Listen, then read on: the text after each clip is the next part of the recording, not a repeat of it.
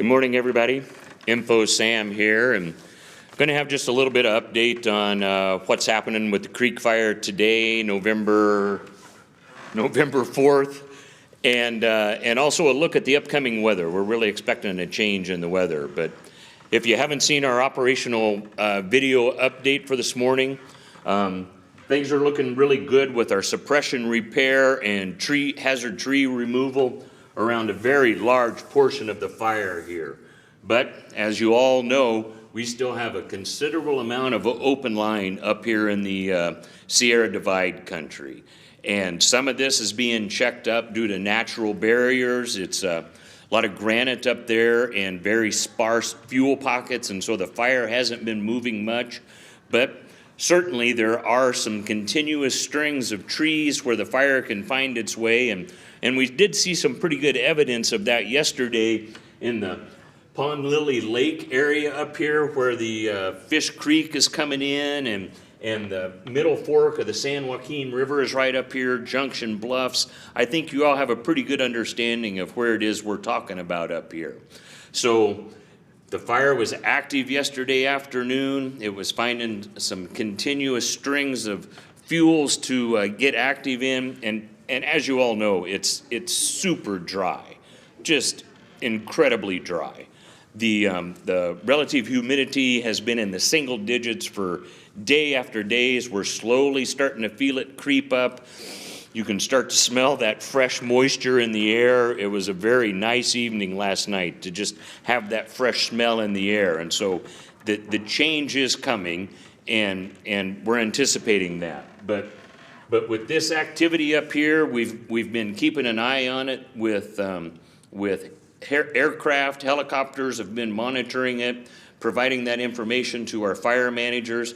And there's also been a squad of the NEO hotshots have been actually in there on the ground. Nearly every day they've been in there monitoring this and checking it up, trying to keep it from getting ahead of steam going. Yesterday, like I say, it did kind of get up and go, and we activated several helicopters that have been based in Mammoth, and they were at work making water drops on that to slow its progress. But here we are. You've all heard from the weather. You've heard from our meteorologist about a change in the weather, and I would really like to get Angie up here, our IMET, who could tell us about what this weather is that's coming in. Yeah, Angie, if you would, please. Absolutely. Thanks, Sam. Hi, everybody. My name's Angie Enyedi, and I'm the incident meteorologist that's assigned to work the Creek Fire with the Alaska team. My main duty is to always keep a weather watch for firefighter safety, to let them know if there's a significant weather change coming, like a wind shift or a relative humidity drop.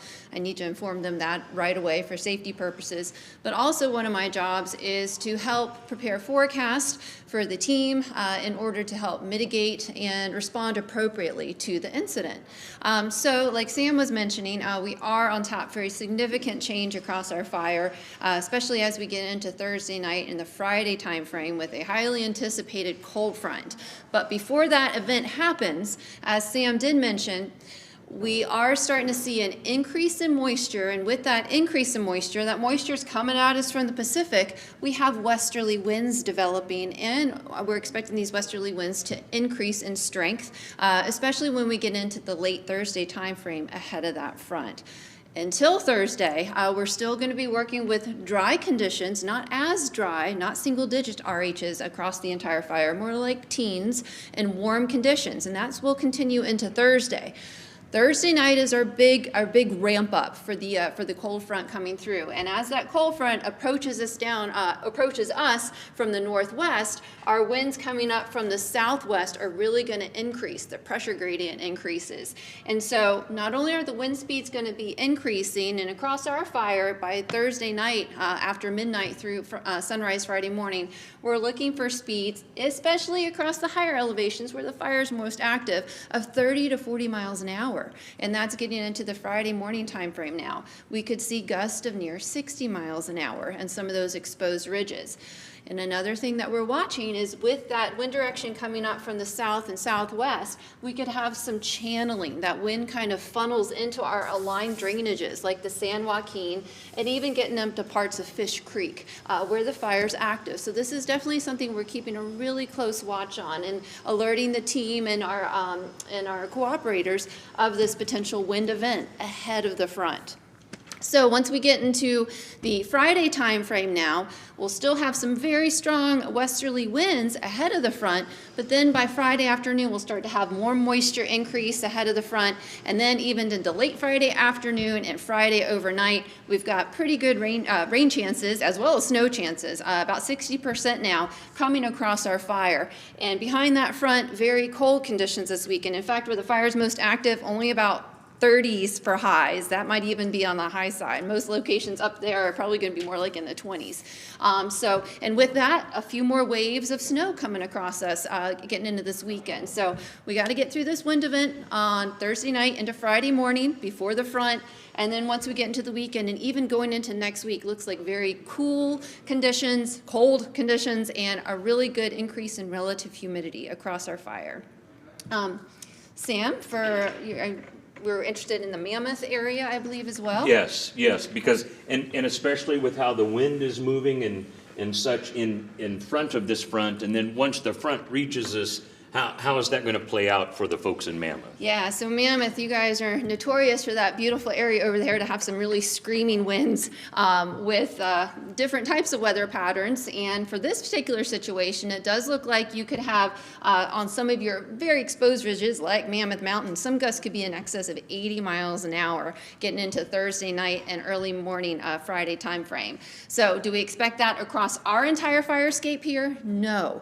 But on your higher elevation, over on that side of the mountain, yes, you could see some very strong winds. I think for most of those of us that live right below the summit down in the village there, your winds that you could see would be upwards near 20 to 30 miles an hour sustained for a period of time Friday morning with some higher gust, 40 to 60 miles an hour, but those really strong magnitudes will stay in the higher up terrain. With that, there will be a period of low humidity. With that strong southwest wind coming up across our fire escape early Friday morning, we're going to have a lot of that moisture gradually start to increase. But when that wind gets up over and starts coming down the crest towards Mammoth, there's some drying that goes on. So you're still going to have pretty low humidities Friday morning, and we have a fire weather watch out for the Mammoth area at this point, calling attention to those elevated fire conditions for that brief window there where we could get alignment of low humidity as well as that very strong wind. May I show them some of the slides? Yeah, you've got some slides, right? Yeah, so for those of you in Mammoth, we actually have some slides prepared for a weather outlook for you. And before we go any further, I just want to refer you to a great resource for local weather for you guys in Mammoth is the National Weather Service Reno. They're the folks that service your area. So there's some web links on there.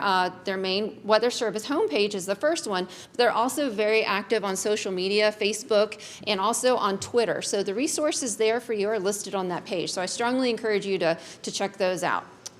All right, next slide, please. Okay, so this is just kind of a quick overview of the weather that I just gave you, but more in a graphical picture form. So today, Thursday, still mild, light terrain-driven winds, but we are going to start seeing that change, especially the winds, late Thursday night ahead of the front. When that front pushes through us on Friday afternoon, we are going to have a major cool down getting into the weekend with elevated chances for some snow. Okay, so this is a snippet of the forecast that I pulled from Mammoth. It's actually centered on your golf club there in town. And so, you have your day-by-day data that we're looking at there, and you can really see Thursday into Thursday night an increase in our southwest winds. And the time frame, I tried to dial it in there for the elevated fire danger would be Thursday night after midnight into Friday morning. And that's the window there which we have our fire weather watch. That's our big heads up to stay abreast of fire situation. That's where we're going to have the dry humidity line up with strong gusty winds. Once we get into Friday afternoon, Friday evening, the front pushes through us and we have a cold blast of temperatures crashing into the 30s and 40s for highs this weekend under a pretty hefty, strong at times west to northwest wind and also waves of snow. So our fire weather watch, that means that conditions are favorable for enhanced fire behavior due to the combination of fuel status, which as Sam said, they are very dry out there, and weather acting on those fuels. The humidity will gradually increase through Friday afternoon. So again, that window of our fire weather watch is going to be after midnight Thursday through Friday morning. So this is an outlook in terms of what type of precipitation we could see across the area. And you can see the graphic on the left side is actually calling attention to rainfall potential with this storm system. And this is a forecast through the weekend, so Friday all the way through Sunday. So these are cumulative amounts. So we have some rainfall potential there, even into the portions of the valley for you guys on that side, in the Owens Valley. But we also have our snowfall amounts that you can really see highlighted on the right side graphic there, amounts of up to 4 to 6 inches in parts of the High Sierra at this point. So there's also a statement out for you folks in Mammoth calling attention to the fact that this is a great time to get your winter supply kits ready, not just at home, but also in your vehicle. So here's just some information on getting everything ramped up for your first blast of winter coming in this weekend. Okay. That looked like a pretty widespread range of precipitation. It's been some time since we've had a wetting rain. There's been some sprinklers, there's been a little dampness, a little spit here and there. How long has it been since we've had a wetting rain through this area? Well, it's been at least over 160 days, I can tell you that at this point. So this is going to be a welcome relief. And yes, there are hit and miss spots with those outlooks. And what we're starting to see in the forecast models now is that the actual low pressure system that's driving this front south looks like it's going to stay more on the western side of the Sierra, which helps it ramp up more of that westerly flow out of the Pacific, which is a more moist pattern for us. So that's why you've seen a gradual uptick in total precipitation amounts, whether that comes in the form of rainfall or snow. Is the Sierra Divide going to push the moisture out of it? Is that going to keep the moisture on this side, or will it make it over into Mammoth? That's a really good question. So the Sierra Divide is kind of like a wall when we talk about how the wind and the moisture comes up across the area. So at this point on our side of the crest, on the western side, we're actually looking for slightly higher snow potential because of the way the storm system's coming in. So we've got 4 to 6 inches potential across our upper elevations. Whereas over in Mammoth right now, they have about 2 to 4 inches with this snow event this weekend. That's pretty good, and that's pretty exciting, especially for how dry it's been all throughout the valley out here, and then also for our folks over on the eastern Sierras. Strong winds. The last time we had winds, they were from the northeast. That wind event was that like last week, maybe a little longer than that. We had an awful lot of tree blow down and such, and so same thing, but now from another direction, we can expect that. And these are even stronger winds, correct? Yes. So as Sam's alluding to, we did have a dry frontal passage about 10 days ago, and that's when we had a front that moved across us from the northeast, and that's a very dry frontal passage for this area, and that brought what's called it was called a mono wind event. It's kind of localized wind for us. And as Sam said, we had gusts of 40 to 50 miles an hour across our higher terrain, and that did blow down a lot of hazard trees and caused some delay in repairs for our crews working out there. There is concern with this event that when we start to get winds coming up out of the southwest, ramping up in speed Thursday night into Friday, we're going to have a whole nother stress put on these trees that are still very vulnerable out there to come down. So there is concern for folks who are working out across our firescape with this wind event. And from my experience in working with fire, to have these two winds working in two directions on these hazard trees, fortunately, the wind is going to reveal some of those hazard trees to us. Granted, it's going to increase our workload. We're going to have to go back over some of the ground that we have already covered, cleaning up these trees that were blown down, blocked roads, blocked trails into public areas and such. But once again, if Mother Nature can reveal to us these weakened trees, and we have the firepower, the firefighters, and the workforce here to clean this up, I think we can use that to our advantage, although it is really not the best thing, these strong winds and the cold front that it's bringing with us.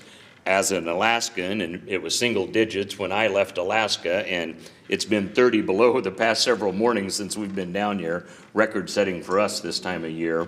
I'm kind of looking forward to the little cool off. It hasn't been hot and unpleasant here like it was earlier this summer when we were in California, but the cool down will be nice for us Alaskans. One thing here, this is live right now. We're also testing our equipment and everything in anticipation of our community meeting that will be virtual right here on the Sierra National Forest Facebook page, and also the Creek Fire YouTube page. The Creek Fire YouTube channel is where you will be able to watch live this evening our community meeting. We'll have another presentation from Angie. We'll also have our operations chief. We'll have our fire behavior analyst, a couple of other ologists, our long-term forecast for fire behavior. We'll have fire behavior here tonight, and we'll be able to take questions in tonight during the event. I'm holding my phone because I'm anticipating I could get some questions now during this live event. So you can put your comments right into the questions right into the comments section of Facebook. And on YouTube, we're not really set up to monitor the comments there, but we've posted our email address there, and you can certainly send questions to our email account, 2020.creek@firenet.gov, and my information staff is monitoring that email, monitoring the comments on Facebook to answer those questions as they come in, and we'll do our best to answer those live during the event tonight, much as if we had any right now, we could answer them now. While we have the subject matter experts right on hand, and if we're not able to answer your questions right at that time, or should you not be able to watch it live tonight, it will be recorded, and those will be posted on Facebook and also on YouTube, and you will still be able to comment and reach out to me and my staff, and we'll be able to answer those questions. And if we don't know the answer immediately to respond to you, we'll certainly seek out the question to that and seek out the answer to those questions and get back to you. Angie, I really can't think of anything else to add here. Do you have any more for folks? You good? No, just to stay dialed in. I strongly recommend the Weather Service out of Reno's forecast for the Mammoth area. They'll be the ones that are providing your official outlooks and forecasts. And so just dial into the event. So yes, we're ramping up for our wind event, which could test parts of the fire tomorrow night and early Friday morning, and then a significant cool down. So make sure to take this time to prepare your winter weather readiness kits. What do you see in your crystal ball on into next week once we get this wet and snow and cold? So next week, a continued cold pattern. We get this big upper level trough that that develops tomorrow and hangs out pretty much through the good portion of next week. So very cool temperatures and waves of snowfall potential even as we get into the next week. Are we getting back into a normal weather pattern for here? Because it's been warmer and drier than what is normal for this time of year. Actually, what we're looking at for the next week or two is a little atypical for this time of year. Yes, we usually get it's 2020, of course. Well, typically for the weather pattern that the long-range models of what we're going into for the winter is a La Nina season, which typically keeps the jet stream farther to our north, and that's where more of the moisture comes in, impacting the Pacific Northwest, whereas down for us here in Southern California, we actually have a drier pattern set up into the winter months. So in the next couple weeks is actually looking like welcome relief to the fire activity that we have, but it is not overly typical for the weather, for the long-range weather outlook that we're going into. Well, all right, we'll pay attention and really see how that develops out. So just a reminder, community meeting will be this evening. It'll be live at 7 p.m. And like I say, if you're not able to watch us live, it will be recorded and available to watch later. And if you have comments or questions later, be sure and use that comment section on Facebook or reach us through our email there that's posted on YouTube. And thank you very much, and I'll see you this evening.